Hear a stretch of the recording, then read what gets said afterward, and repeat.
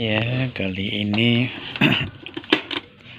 saya akan membagikan cara awal deteksi kipas normal ya, bukan kipas rusak ya, tapi untuk perbandingan antara kipas yang rusak yang akan kita kerjakan ya, sebelum dibongkar kita identifikasi terlebih dahulu ya, yaitu dengan cara mengecek nilai resistansi ya, atau nilai hambatan kipas yang akan kita kerjakan.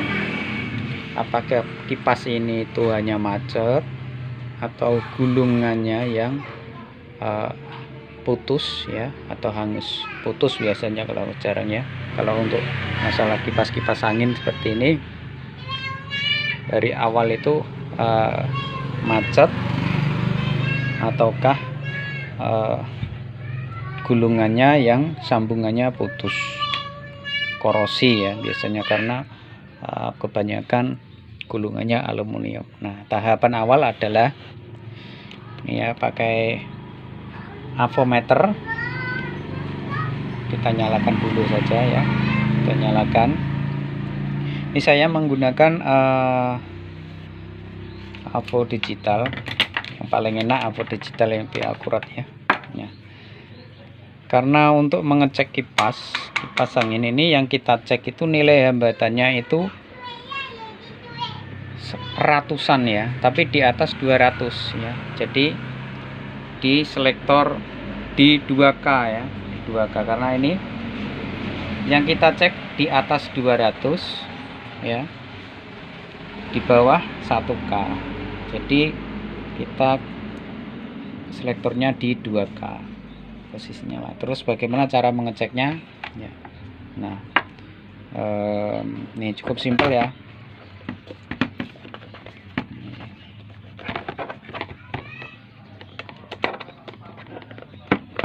Nah, biar berdiri, atau yang harus kita cek itu adalah ini steker ya, atau colokannya. Ini colokan dari kipas ini ya. Bisa dengan cara begini kanan kiri, atau bisa juga, nah ini yang paling tidak tahu ya, ini kita cabut.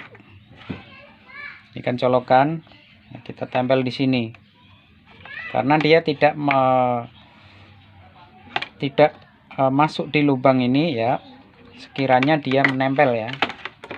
Sama halnya seperti ini, kita jepitkan begini ya. Kalau meleset ini lantaran tangan satu pegang kamera.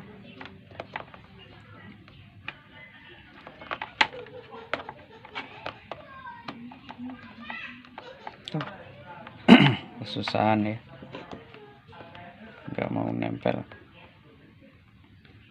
Nah, asal nempel aja dulu. Terus kita tekan angka. Nah, angka 1 ya.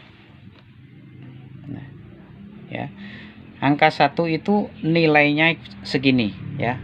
624 ohm ya. Karena ini speed 1 itu pelan ke kencang, ini normal ya. Nah, ini untuk speed yang kedua nilainya di 560 ya. Sedangkan yang ketiga nilainya semakin rendah ya, 495. Nah, ini tombol yang putih untuk tombol mati ya. Jadi nilai hambatan yang tertinggi adalah untuk yang terpelan, sedangkan yang nilai hambatannya terendah ya, contoh ini ya 495, dengan yang ini yang tertinggi 624. Ini dari pelan, yang ini paling kencang ya, 495 untuk ukuran kipas yang kecil ini ya, bukan yang kecil banget tapi ukuran sedang ya. Ini yang tengah 500. Jadi ada selisih ya, dari tak urutkan dari ini biar terlihat yang dari yang kecil ya. Ini tapi yang paling kencang ya, paling kencang sekitar 400 hampir 500. Terus yang ini 560, yang paling ini 624. Itu yang paling pelan, nomor 1. Nah, ada perbedaan dengan kipas yang ini, yang berdiri. Kipas stand berdiri dia lebih kencang 1 tingkat ya, ini lebih kencang 1 tingkat. Bisa kita coba cek ya, 1 tingkat itu bagaimana. Nah, dalam artian begini, ini yang paling kencang aja, yang paling kenceng itu di angka 490, hampir 500 ya. Sedangkan yang ini yang paling kenceng nih colokannya yang ini.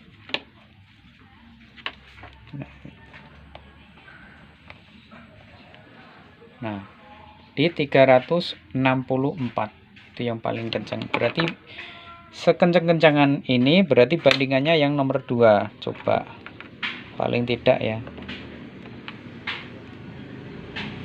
Nah,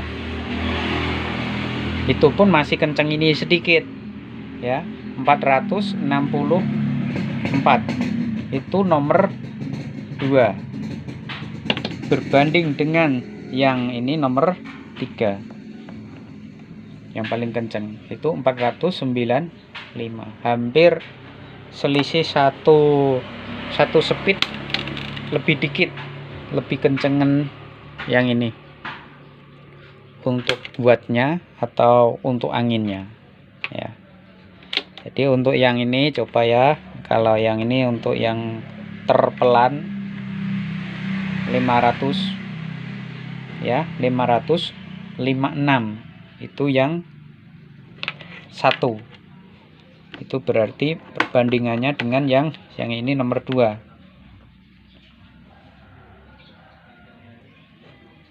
ya, di 560 ya, 560.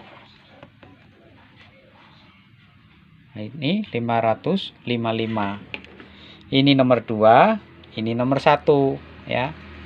Berarti untuk speed-speednya selisih 1 tingkat ya, 1 speed. Nah, begitu cara pengecekannya ya. Kenapa kok pakai yang ini dicolokkan begini ya? Ini hanya trik mempermudah saja ya, mempermudah ya.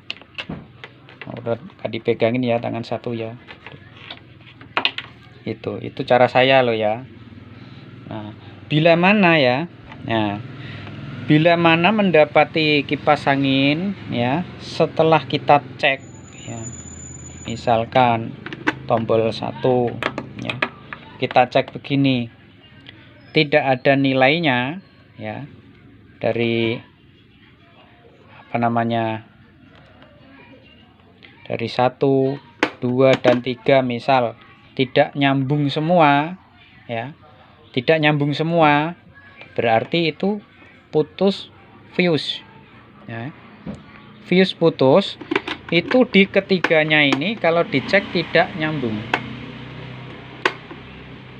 Jadi yang kita tuju adalah fuse-nya, tapi bila cinaan tidak ada fuse. Nah, kalau rusak biasanya bagaimana untuk menengarainya? Biasanya ada salah satu yang tidak nyambung.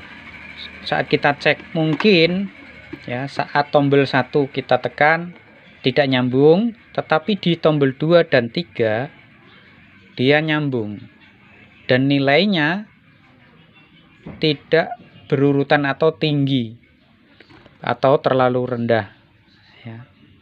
Itu intinya ya, salah satu ya, bukan ketiganya ya, salah satu tidak ada yang nyambung. Berarti yang kita tuju adalah sambungan-sambungan yang ada untuk speed ya.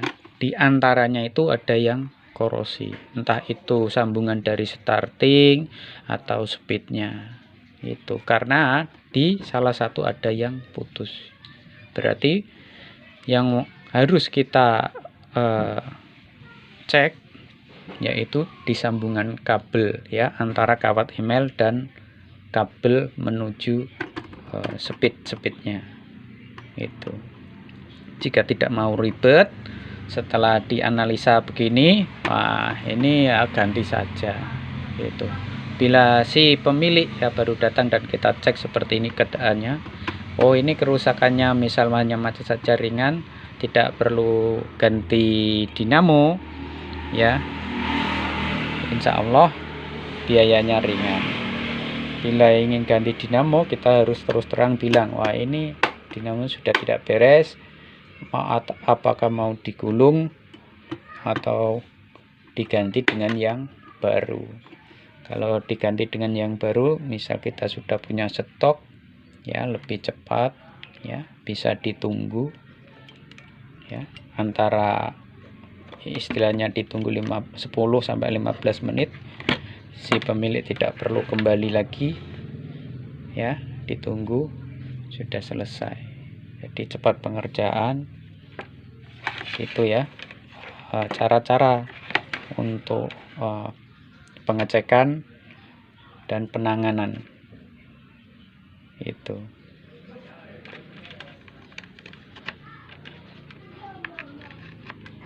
ya, semoga bisa dipahami.